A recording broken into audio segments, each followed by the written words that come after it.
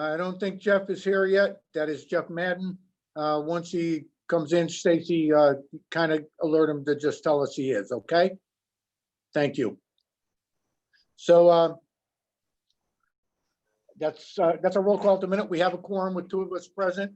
So if you would, we'll recite the pledge, please. You know what, Stacy? Stacy, can you hear me? Turn the computer to show the flag, please. You got it over in the corner? There we go. Good deal. It's a little dark, but it's good. Better than none at all. So I pledge allegiance to the flag of the United States of America and to the republic for which it stands, one nation, under God, indivisible, liberty and justice for all. Justice for all. Thank you. And thank you, Stacy.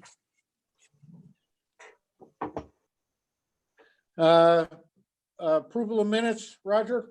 I make a motion, we accept the approval of the May 19th meeting as presented. Jeff done on yet? No. Okay, then I will second. All in favor?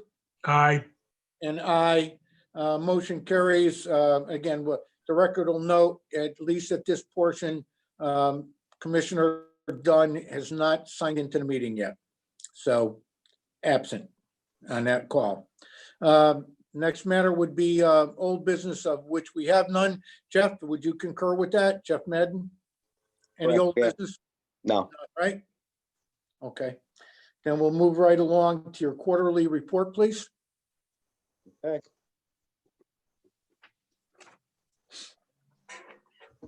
All right, so the first page number 1 is the total calls for service this month, this period, I should say. The calls was 8,963. And total MVAs for this period are 40. Total infractions were 6. I'm just going to skip around. Motor vehicle warnings were 48. Total alarms are 69. That's a lot lower than it has been. That's good. I'll attribute that to COVID. Everybody's home, so they're resetting their own alarm, so we're not going. Total medical calls 173. That's still, that's about average. ACO calls 69. I'll get into further description of how they were handled later on in the report. 8 hours of radar, 11 hours of court, 88 hours of supplemental investigations. Motor vehicle break-ins, we had 6 this period. Motor vehicle stops, we had 45. Criminal and motor vehicle arrests, we had 25. And we did serve 8 arrest warrants. In this quarter, we investigated 2 stolen motor vehicles. And we also, officers had to administer Narcan to 4 patients during this quarter. Questions before I continue? Yeah, just briefly, Jeff, by and large, the radar, is that simply serve as a deterrent, or do we actually end up having arrests or at least some sort of violation on the radar, or does it? Or that is just the hours they spend doing radar. No, I know that, but my question is, again, do they often result in an arrest, or is it more the visibility of it being out there with a radar, a deterrent to speeding? It serves as both. I'll say percentage wise, it's probably 70-30, more of a deterrent.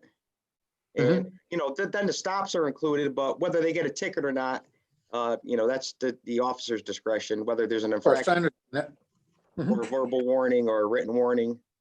That's all their discretion. Correct. Understood. And during this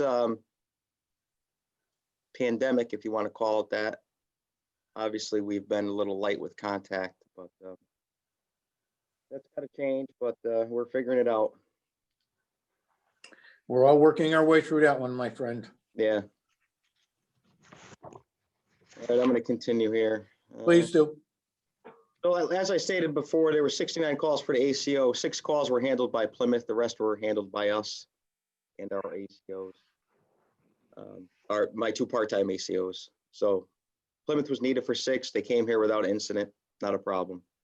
Do we have any dogs in the kennel at this point, or? We had one, I don't know if it's still there or not, and we had one cat too, so. I don't know what's going on there. And that was was that a result of the ACO calls somewhere along the line? Yes, yeah. But whether they're still there or not, I didn't check with Dan today. Okay, fair enough.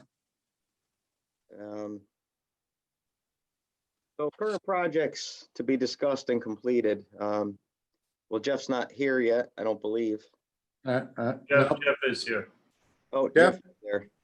Hi, So- Jeff Madden. Jeff Madden present so please note, what time did you come in, Jeff, for the record? I don't know, 4:03, I think. I was in the waiting room for a minute or two, I guess. Okay, please, so noted in for the record. Please proceed now. So once these COVID restrictions ease up, we need to come up with a parking solution for the downtown area. And obviously, we're gonna do that in conjunction with the EDC and Police Commission. So I have no plans, immediate plans. I don't know if you guys, Jeff, I don't know if you guys do. If you're talking about it, if you're approached any businesses or. Yeah, actually, we really haven't done anything during COVID. In fact, we canceled last week's meeting. So it's on the top of our agenda once we get back together again. Okay. And this is relative to signage and that type of thing? Is that what we're talking about here? Yeah, we're going to want to touch base with all the businesses and landlords and whatnot and find out kind of what they would like to see, probably even do some sort of little survey to get some feedback from them, and then we'll make some decisions from there. When's your next meeting, Jeff? Well, our next EDC meeting is next month, but I think if we can start, if business is opening up and being able to go in and have some conversations, we'll probably start that over the next couple of weeks. That's fine. Okay, so then you'll report to the police commission as to what the findings are, and the commission will make some sort of call on that? Yep. Very good, thank you. So you figure a couple of weeks?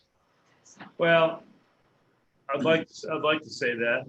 Again, I haven't been in contact with a lot of businesses since we started this because they've either been closed or limited. So but we can start those conversations in the near future. Would you just focus on Main Street and East Main Street? Yeah, that's pretty much where. Right now it's just going to be in that area, and then kind of lock that down, and then we can look to expand it out. Sounds good. Okay. Jeff, go ahead, please. Yep, next on the list, for the town, the selectmen and the rec department, Nystrom's Pond is currently closed to swimming. A temporary fence has been installed to deter it. And that fence has actually been installed about 3 to 4 feet into the water. We could probably discuss this further in the next following meeting, the selectmen's meeting. We will. Thank you. All right. And just to let you guys know, the department is reopened for fingerprinting for employment and pistol permit purposes. I have to install many safeguards were put into place to avoid contamination to any of my guys or my building. But we are doing it. We have been doing it for about a week and a half now, and there's no glitches in this system at all. It's working out perfectly, and it's really not an inconvenience on any of the people that have come to get it done. So I know, Jeff, that you and I discussed just briefly a lot, part of your motivation. I'm going to have to say Chief, because we got 2 Jeffs here. Chief, I know that we've discussed, you and I briefly, the motivation really was because a lot of teachers need to be fingerprinted and so on to come to get employment here. Are you finding others for other reasons as well? Pistol permits, employment elsewhere, or is it mostly our employees? right now it's mostly the employment people came in, but now it's we're getting swarmed with pistol permits. Now that we're opened and everyone's coming back, so that's all right. It's working out, and we should be fine. Okay, and our machine is working properly. We're having no issues with that. I know that was a problem a couple of years ago or a year ago. Yeah, no, the machine's been working fine. We're actually slated. Everyone in the state is getting a new automated fingerprint machine. It's supposed to be rolled out by 2021. We are a test pilot PD, so we're going to get ours a little bit earlier, and we'll see how that works. Good, good. Is it, does it look to be an improved system, Jeff? It is an improved system, and it's a different vendor. They have a few bugs statewide that they're trying to work out, and so once we're gonna get it, the state's paying for it. It's not costing me anything, and everyone's going to be switched over, and it's going to be linked right with the FBI also instead of just the state. So it should be. Think it'll speed up the process by doing that? As far as Reviewing to see if there's any issue. I don't know. You get to see. We'll see what it is. Yeah, I hear you. Say no more. All right. So department personnel. I still have 11 patrol officers, 1 detective, and I have 3 part-time patrol officers. So during this quarter, I've had 3 officers out on workman's comp. This obviously caused my overtime to go up. Also, on June 6th of 2020, due to a non-work related injury, I lost another officer. So I have 4 out, and he is out with an 8 to 10 week recovery period. He had some surgery done. So I'm operating with minus 4 right now. So I'm waiting to see, I should have 1 back in July, and I don't know about the others. So stretches my department pretty thin right now. Surely does. You want to talk about it all about the release we received today? I wasn't planning on it, but we can. Yeah, if you just touch on it, let the commissioners know. We did receive a release from one of my officers that's been out. He is not coming back here. And as soon as I see the signatures myself, I'll be able to, that vacancy will be open up so I can hire somebody. That's basically all I'm going to say about that. Yeah, the release has been signed. Yeah, we're not talking names, so we're not in executive session, but you guys would know anyways. The release has been signed by all the parties. We're waiting on the final STIP, as it's referred to, that's with the Workers' Compensation Commission, I believe, which will totally close the deal. And that's next Tuesday. It goes before them. So we're getting close to at least taking care of that one issue that's been hanging over us for a while. Do you have any thoughts as to replacements? Is there part-timers that are looking to come up to full-time, or would that be advertised? I do. That's the plan now. I had a part-time officer that was interested in full-time, and I'm going to make that offer to him as soon as I really see that other stipulation with the signatures on it. I don't want to make it too soon. But that's going to be the plan. One part-timer that I have now wants to come up full-time, so I plan on hiring him. So that'll help that significantly. This guy can slide right in. He's already serving with us. He's been on the job now for at least a couple of months. Wouldn't you say, Jeff? Yeah, about 2.5 months. Yeah, so he'll slide right in without any issue. That'll be seamless. That'll be helpful. That's the plan. That is the plan. They can go awry sometimes, but I think this one's solid. Please go on. Okay, telecommunications personnel as of yesterday, I still have 3 full-timers and 8 part-timers. And as of July 1st, this coming July, I'm losing 1 full-time dispatcher due to retirement. I will also be internally posting this vacancy probably sometime this week. And so on July 1st, to see if any part-time dispatcher wants a full-time job, and before I put it outside. So I'm losing one of them too. But the employee's been here for about 28 years, and he's decided it's time to retire. So the communication division received a total of 440 911 calls from 3:15 through 6:15. The average length of time to answer these calls was 6.95 seconds. And we all know the allowable time is 10 seconds through the state.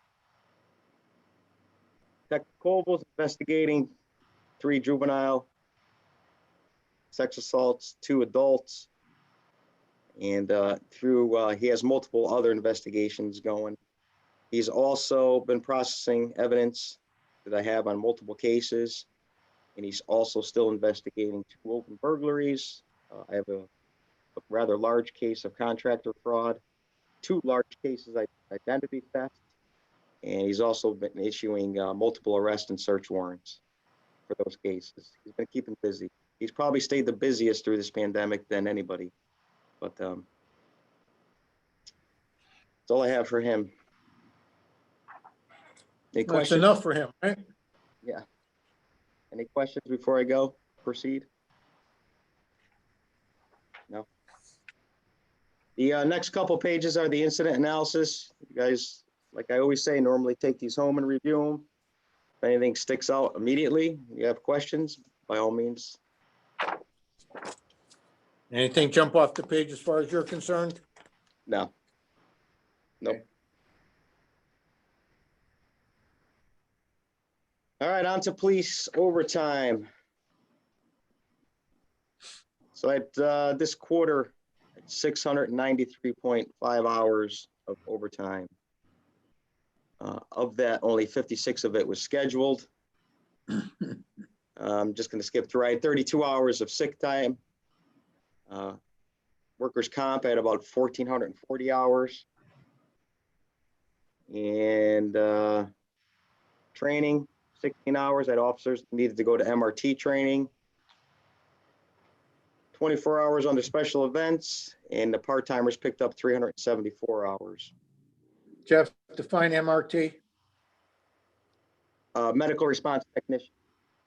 Thank you. We can go to ambulance calls. We are the first responders, so we have to be trained. Correct. And every 2 years, 3 years, excuse me. So communications overtime, I only had 107 hours. Of that, 54 of it was scheduled. 32 hours of that was sick. The part-timers picked up 771.5 hours, which is normal. And all the way down the bottom, you'll see from 3/15 to today or yesterday, the 693 hours of police OT.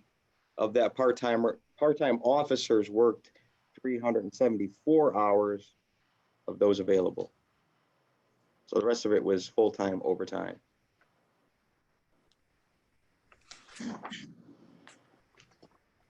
Needless to say, the overtime, as I'm sure we'll see, is an issue for the chief. He's certainly not thrilled about it, but it is what it is based on the staffing levels, or really based on the absentees as it relates to various different things, whether it be workers' comp, whether it be simply a sickness, a vacation, or whatever be the case. So overtime continues to be a bit of an issue, and he's actually run up a few more hours lately with some extra curricular stuff, so to speak, i.e. the protest, the parade, and we yet have another gathering that'll be later in this month that he has to staff as well. So those are things outside of his control. I know the chief works diligently at trying to control overtime, but it's difficult in the environment he finds himself. Hey, Jeff, it is with overtime, I know some of it you schedule, but do you tend to account for this in the budget that you put forward for next year? Or is it kind of we're hoping for not to have this overtime? I mean, it seems like every year it's always over what's budgeted. Is there a way to actually account for that more in advance?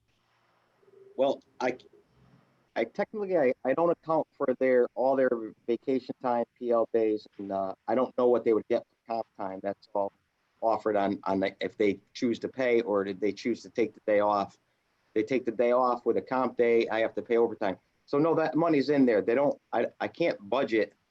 Like, I know they get 3 or 4 weeks vacation each, but I'm not allowed to budget for that in every budget. So if they take 3 weeks vacation and a part-timer only takes out of that 120 hours, a part-timer only takes, say, 15, 20 hours of it. That's 100 hours of overtime to a full-timer that I don't take account for. That I'm not allowed to put that in my budget. When I do my budget, I don't put their vacation, holiday, everything in there. Yeah, no, I was more kind of looking at the workman's comp situation where it does seem like we're always down a couple of guys. Is there a way to actually work that into the budget so that when they're on workman's comp, it doesn't adversely affect the budget as much? You don't have to sweat it as much. That would be a guessing game for me if I, to predict if anyone was going to go out on workman's comp. One of the things that we're we're negotiating contract as we speak with the police. One of the things that both sides, that is both management as well as the union, are interested in is having a discussion regarding mandatory patrol hours to be taken by part-timers as a condition of employment. So should we come to an agreement on all of that, that'll help Jeff to some extent with filling the OT, because it'll be understood that if you're taking this position, you can't just come here for traffic duty. You've got to come here and take this patrol work, on duty work, whatever I'm going to refer to as patrol. I think Jeff would agree with that, as a condition of employment, as long as it's available, obviously. So that'll help a little bit into the future if we both agree on that. And there seems to be common ground there. So it looks like it could bear fruit, but one never knows until it's all said and done. Jeff, just to go back, my overtime line is just an average that, I keep working at, as the prior chiefs did, because there always has to be, well, I don't know what was in there now, 80,000. Yeah, it used to be something like that. So it's always that, because we're always operating at the minimum manpower wise. So there's always, it's an hour for hour overtime rate. So if I get a guy that takes 1 hour off, it costs me 1 hour overtime, because we're always at the manpower minimum. We don't have, I can't run 3 guys and run a 2-man minimum. I explained this before. So the only way to avoid some of the overtime, or most of the overtime, is run a 3-man shift and have a 2-man minimum per the contract, where I wouldn't have to fill a vacancy. But right now, and for the past 50 years, literally, if not longer, we run at the minimum. So I have to it's hour for hour. Guy takes 1 hour off, it costs me an hour overtime. There's no way around it. We do have a position available, but unfortunately we never get to or rarely do we achieve the level where he has this, what would you call him, a swing shift guy, or a special assignment man? I give you a definition. Yeah, he's a floating patrolman. There you go. That, but unfortunately, we hit that level for maybe a week or two, and then somebody goes out on comp. The other thing, one other comment regarding that is the chief is looking for, if the federal government follows through with it, we've given him the green light to go ahead and seek a COPS grant, which would pay for the employment of 75%, Jeff? Yeah, it's a 75-25 split. Yeah, for year one, correct? Anyways. Yes. Right. And then, of course, we would be obligated to keep that employee for at least 3 years. 3, correct? Also? Yes. So at any rate, if we get the COPS grant, that will provide for yet another officer. And, and so that's kind of where we are with all of this. Often what we've done too, and when we look at all of this, the cost of hiring a full-time officer, the benefits and so on and so forth, often would outweigh the additional expense of the overtime. What it would obviously alleviate is the juggling that the chief has to do, ordering in and so on, in order to achieve that. And in some instances, the officers are more than happy to take the overtime. I think Jeff would acknowledge that. But in other times they have to be ordered in, and then it's not so pleasant. However, that seems to be the nature. Anything else, Jeff? No, I'm good. Okay.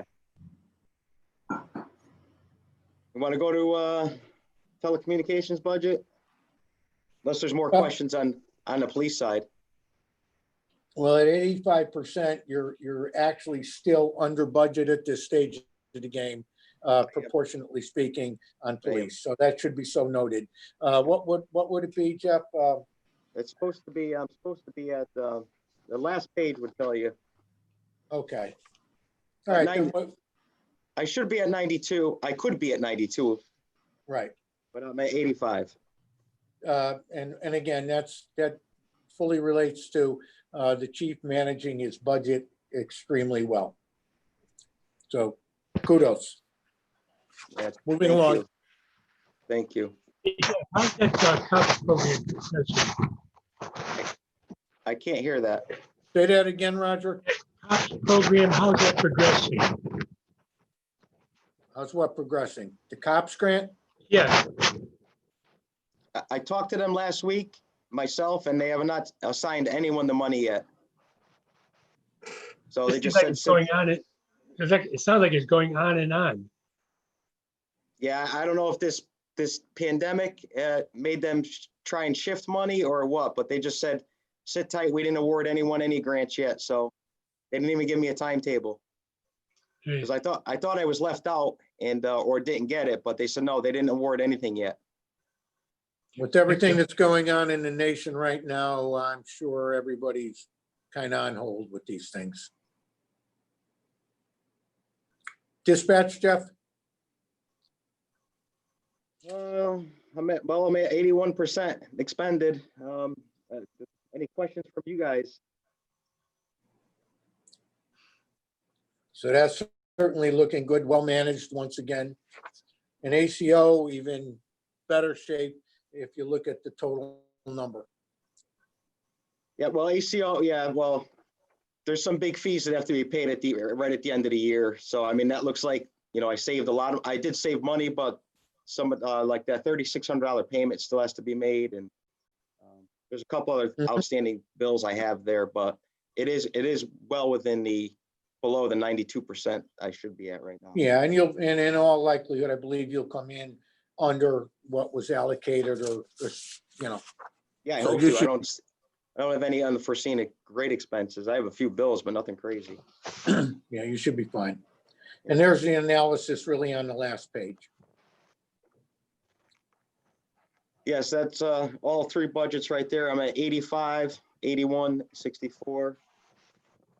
And you guys can clearly see my remaining balance. Other than that, as far as the report goes, that is the conclusion of it. Gentlemen, anything further, any questions, anything more on the report for the chief? I'm good. Roger? Well, at the last meeting, the Torrington court system was closed down and you had to work through Waterbury. Has Correct. that changed at all? Yes, Torrington did reopen. They're only open 3 days a week, Monday, Wednesday, and Friday. And they have very specific times when we can go there. It's more almost like the town hall. We have to call and make an appointment unless we have a prisoner. And then we have to have them there. They give us a time. It's usually 9 o'clock. We have to get a prisoner up there and all the paperwork. But they are only open Monday, Wednesday, and Friday. So I ran into a problem last week. I had a prisoner here and we got them on a Monday afternoon. So I had to keep them all of Monday evening, all of Tuesday, feed them, and then bring them up on Wednesday. They don't make any special exceptions for us. So they don't know when they're going to open 5 days a week. Now, could you circumvent it Torrington rather than waiting and taking a Waterbury instead? No, Can't do All right. that? nope. Our GA is strictly, well, all our towns that use GA 18, you have to use your assigned GA. Okay, thank you.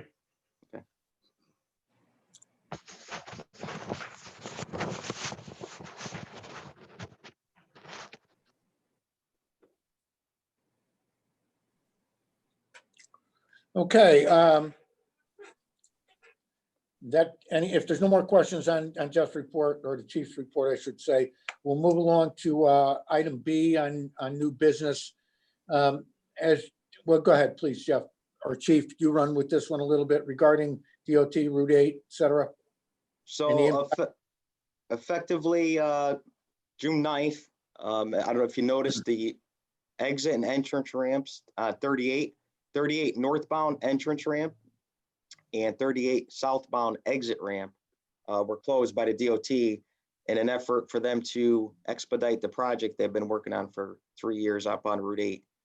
So obviously that generated more traffic in town. You've got to get off 39 or 40 southbound. You could still get off 38 northbound and 39, but you just can't get on 38 north by J&J Precision or get off 38 south between Modern Motors and a Holiday Plaza there, Tony's Coffee Shop.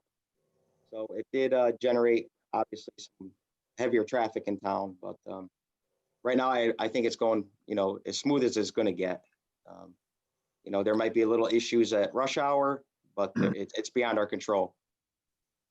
But the traffic hasn't been that backed up, and I haven't seen a ton of, my guys haven't seen a ton of violators out there as far as, speeders or disobeying traffic signals, so on and so forth, which I told them when this started, we gotta, pick it up. There's going to be a lot more traffic in town. So I did notice that is going to be done for approximately 4 months. The DOT has told me if they finish it sooner, obviously the ramps will be open sooner. If something happens, I don't know. The whole project is in their hands. We have no control over it. We had initially resisted this initially, when I mean, and I do mean initially, several years ago when this was talked about, they wanted to route us through town. You may remember that, Roger. At that point, we said, no, we really don't want the traffic coming through our town. But unfortunately, the contractor has gotten so far behind on this project. This appears to be the only way they're going to get it done in any reasonable amount of time. So we were kind of, we needed to acquiesce, I guess, in order to just get the project done. So it's not the best scenario as far as we're concerned here in Thomaston, but it was something I think we simply had to accept, hopefully shorter term than even the 4 months they're discussing. So if there's nothing further on that, discussion item C. Go ahead. Ed, I have a question for Go ahead, Chief please. Jeff. Can you get us an update on a starting date for rebuilding that wall on South Main Street? I could try, yeah. Right. Have you heard anything recently? No. Last time we had them in a meeting, I believe that it was there. Isn't that a 2021 start date? I believe that's where it's going to be, Jeff. They had talked about some time ago, Roger, it either being fall of 2020 or spring of 2021. And as far as they are still working on purchasing the piece of property and haven't even started demoing that house, I'm going to have to assume, and it's only an assumption, but assume that we will not really see any major activity there until spring of 21. they're working on the easements and whatnot now because Landmark received the state request for the easement on the back There you go. property. So that's it. They're working on property acquisition and easements at this time. And the major one is really going to be the house down the street from you. So I wouldn't expect anything before spring of 21, and candidly. I think that's what they would like to push it off to anyways. That was the impression I got when we talked to the state in a meeting here. Can't remember how long ago now, but that would be my best guess. Anything, I think if we're looking for this fall, I think we may be disappointed. Possibly we'll be pleasantly surprised, but I'm not counting on it. Anything other there? Let's go to Maple Street then, please. As you guys may all recall, and we kind of had a little talk about this. At one time, we agreed because of the concerns of the Seth Thomas Park Committee, that they would put parking on Maple Street, that if we could make it one way to create a better ability to park. Only to later to find out that where they wanted to create a parking place, or a parking area, I should say, was over a box culvert. So with that, it became a poor idea to permit that. So with that, again, Highway has requested that we go back to two-way. That is the Highway Department, Glenn Clark. I know the chief, and I'll let him speak for himself on that, is indicated there's been some issues there as well. Jeff, please speak to that just briefly. The only issues that were, not the only, the issues that were brought to my attention were actually from trucks and trailers. Any larger truck, as I explained to you guys before, if you were taking a right from Elm Street onto South Main, it's not really designed, that intersection is not really designed for a good hard right-hand turn with a bigger vehicle. So those vehicles were crossing the center line and making that turn, especially if you had a trailer on your truck. And in doing so, you're facing oncoming traffic. So I received multiple complaints as far as that went, and request to see if we can get Maple Street back to two-way, where it's easier for them to take a right off of Maple Street. Okay, and I indicated to Glenn Clark that he should speak with the neighbors there, just as we had previously, so that they were aware of any kind of changes we might want to make in that. And neither of them are opposed to it going two-way. In fact, I understand one of the residents was kind of excited that it would be again. So while we've already spoken about this a little bit, just to get it on the record, a motion to make Maple Street two-way once again. And a second, please. Roger, second. Jeff made the motion, yes? Yep. And Roger seconded. Okay, very good. Any further discussion on this before we move on? If hearing none, all indicate Ed Moan, aye. Aye, Roger. Jeff, aye. Very good, thank you. It's unanimous. It's back to two-way. We have no communication. I believe there's someone on the phone, on a phone, a couple, at least 1-203-768-0851. That may be public, for public comment. No, that was Roger's cell phone. Oh, that's Roger too? Okay. I've been having problems with this computer, so. Okay, all right, no problem. Then therefore we have no public. And with no public, there'll be no public comment, obviously. So at this juncture, I would entertain a motion to adjourn. I second it, Roger. There you go. Okay, I have a motion and a second. I guess the motion was by you, Jeff, is that correct? Yes. Yep. And Roger seconded. All in favor indicates by saying aye. Edmund, Aye. aye. Jeff, aye. Roger, aye. Very good.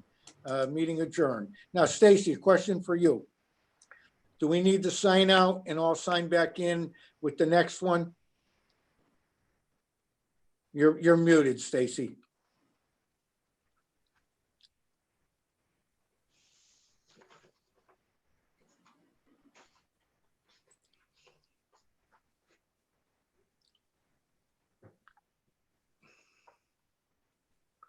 Listen, don't make yourself crazy.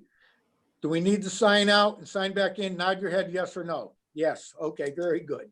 Thank you. We'll all sign out. Now leave this meeting and be prepared to attend the next one. Thank you. Okay. Yeah. Bye-bye.